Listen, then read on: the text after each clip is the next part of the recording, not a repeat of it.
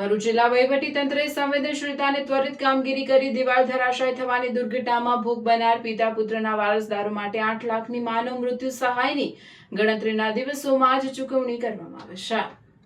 ગત તારીખ 1 જુલાઈ 2026ના રોજ ભરૂચ શહેરમાં પડેલા ભારે વરસાદના કારણે નગરપાલિકા વિસ્તારમાં નિર્માણાધીન વર્લ્ડ ટ્રેડ સેન્ટરની દિવાલ નજીકમાં આવેલા કાચા મકાન ઉપર ધરાશાયી થઈ હતી।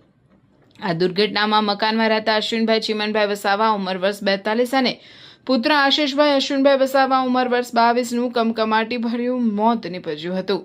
સ્વર્ગીય અશ્વિનભાઈ ચીમનભાઈ વસાવા અને સ્વર્ગીય આશીષભાઈ અશ્વિનભાઈ વસાવાને ગુજરાત સરકારના મહેસૂલ વિભાગના ઠરાવની જોગવાઈઓ અને SDRFના નિયમ અનુસાર ચોમાસા દરમિયાન ભારે વરસાદ, પૂર કે અન્ય કુદરતી આપત્તિમાં માનવ મૃત્યુના કિસ્સામાં પ્રતિ મૃતક દીઠ 4 લાખની સહાય ચૂકવવાની જોગવાઈ છે।